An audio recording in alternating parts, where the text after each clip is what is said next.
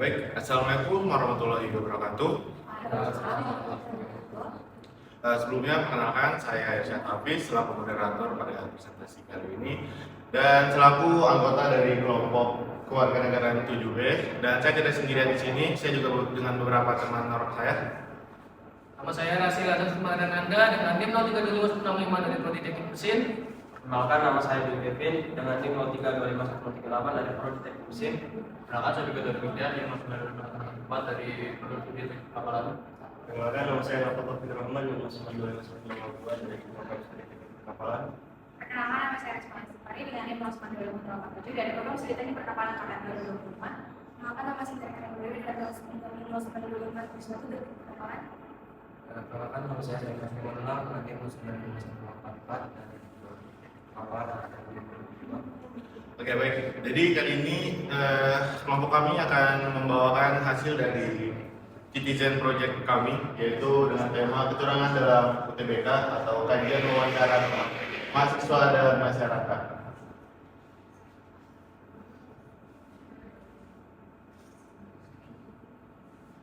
Berikut ada daftar isi dari PPT kami, yaitu yang pertama ada latar belakang, terus yang kedua ada rumusan masalah, kemudian ada deskripsi kasus, kemudian ada hasil wawancara dan dibentuk dari analisis wawancara.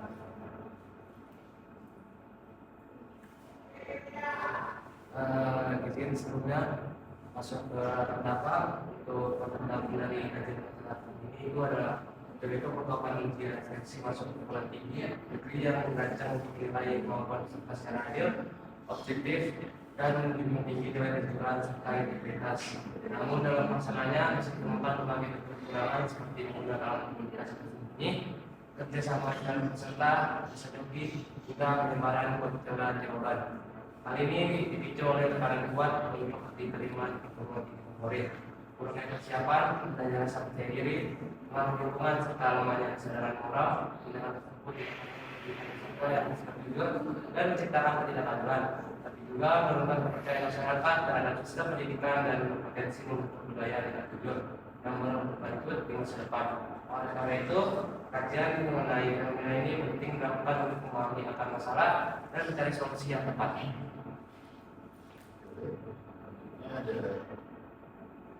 Kemudian ada rumusan masalah yang menggunakan pertama adalah apa pendidikan yang terjadi pada satu dekat.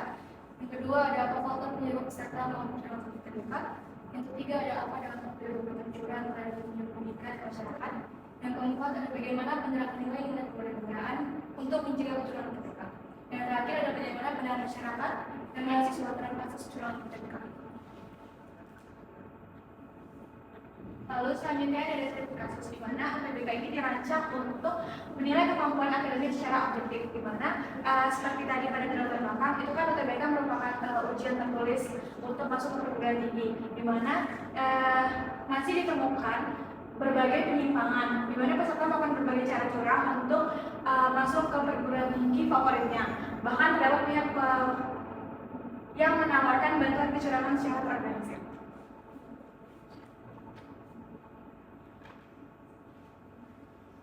Adapun untuk kecurangan dari kasus UTBK ini adalah penggunaan alat komunikasi dan perangkat elektronik tersembunyi, kerjasama dan berbagi jawaban antar peserta, mengundurkan jasa doki dan memasukkan dokumen identitas, mendapatkan bocoran soal dan jawaban serta secara tidak sah, memanfaatkan jasa kecurangan yang terorganisir.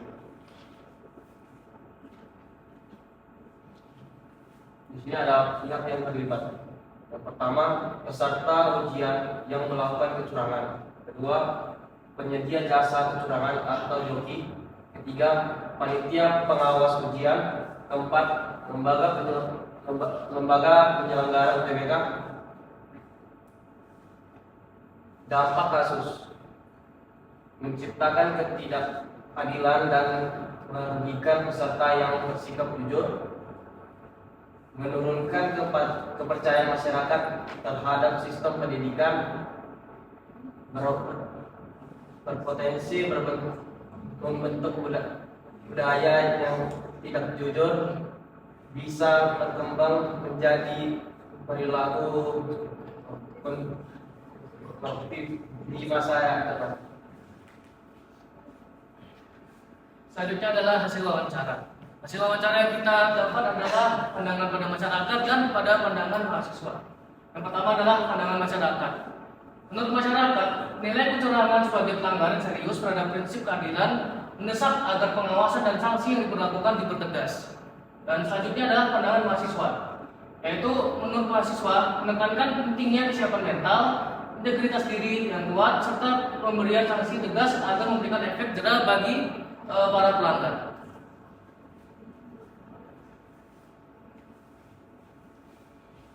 Oke, selanjutnya itu ada analisis kasus. Satu, bentuk kecurangan, penggunaan perangkat elektronik tanpa izin, kerjasama antara peserta, jasa pengganti ujian, pemasaran identitas serta penyediaan jawaban secara terorganisir.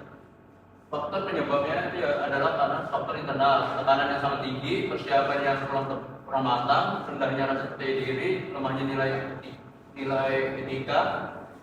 Faktor eksternalnya itu persaingan yang sangat ketat, mengaruh lingkungan pertamanan, pengawasan yang belum optimal.